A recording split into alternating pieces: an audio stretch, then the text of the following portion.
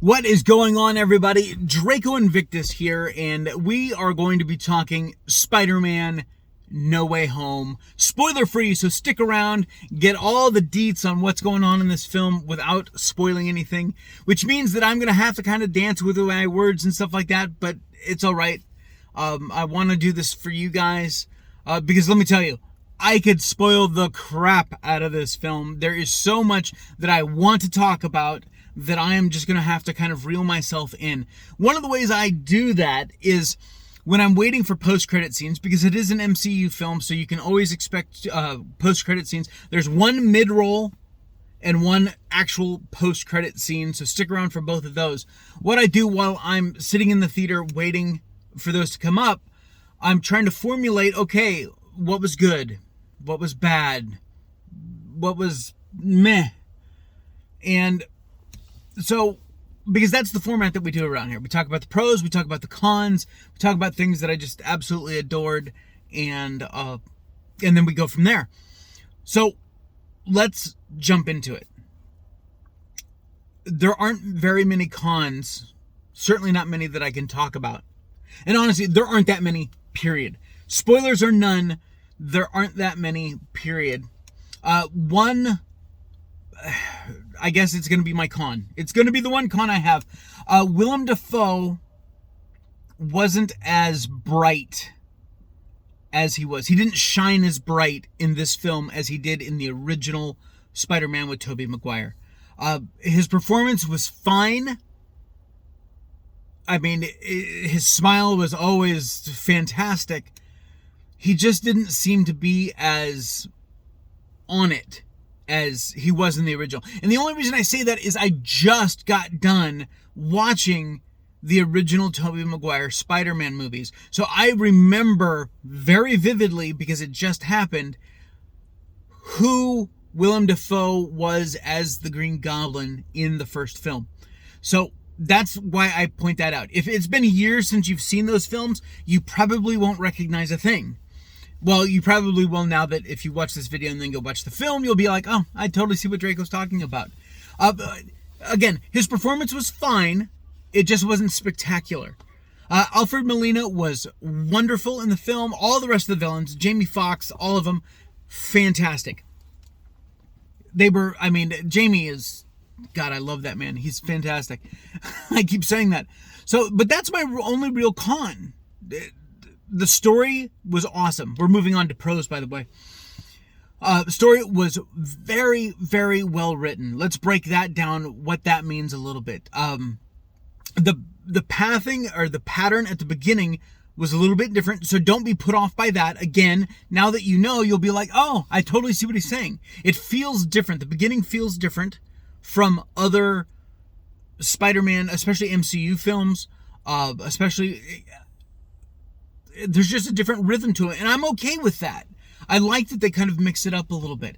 When the action gets going, you're definitely a web slinger swinging through New York with this film. You have those incredible highs, and then you have those lows that you just want to rip your heart out. Be prepared. There are some heartbreaking scenes in this film, and I'm not just talking, oh, you're not going to believe who died, kind of heartbreaking. There's just some very emotionally heavy scenes that if you care about any of the characters in the MCU, you're just going to be like, oh, man, that just kills me. Because there are those moments. So just go in knowing that, hey, it's going to be a roller coaster ride. It's going to be a web swing through New York. It's going to have its ups. It's going to have its downs. But it's a hell of a ride. Acting on point. Tom Holland, I still love Tom Holland as Spider-Man.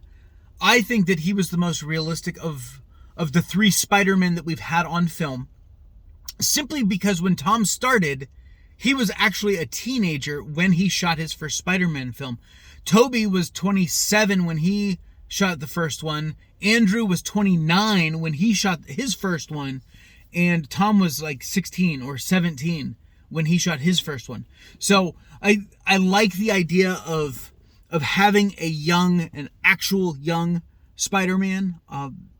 And so that has carried through with all the films. Of course, Ned and MJ, wonderfully mixed throughout the film. They're not superheroes, they're not sidekicks, but they still manage to get themselves involved with all kinds of stuff. There's some great moments with all of them. And that brings me to the humor of the film. There are some great jokes. There's some almost like dad joke kind of stuff as well. But then there's just wonderful humor that when you really listen to the lines and the conversation that's being had, it's a funny thing, but it's not a joke. It's not like bam in your face.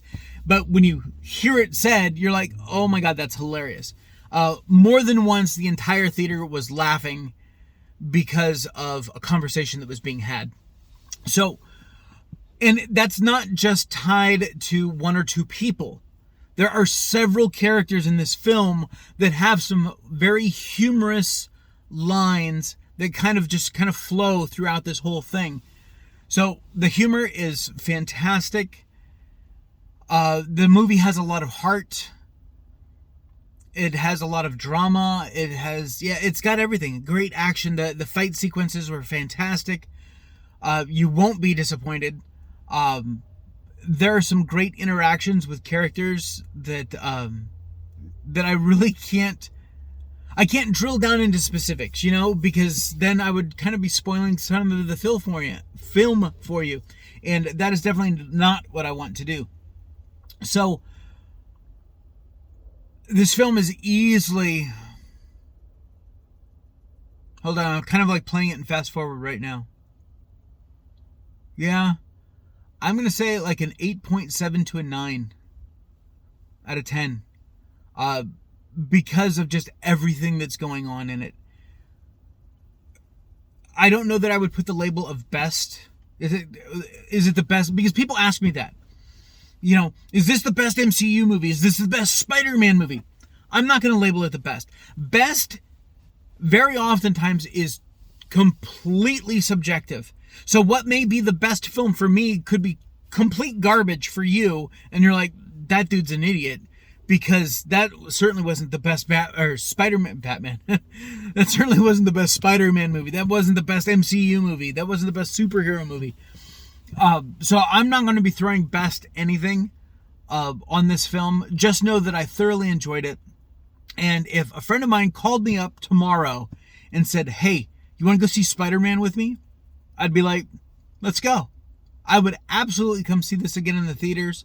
And I'll definitely be buying this. Even though I have Disney Plus, I'll definitely be buying this to have it in my collection at the house when it does release. So take that for what it is. All right, guys. That is going to wrap it up for me. The next film that we will probably be watching is Matrix Resurrections. That's in just a few days. If I can find the time between everything else that I have going on with work and personal life and the channel and my other channel.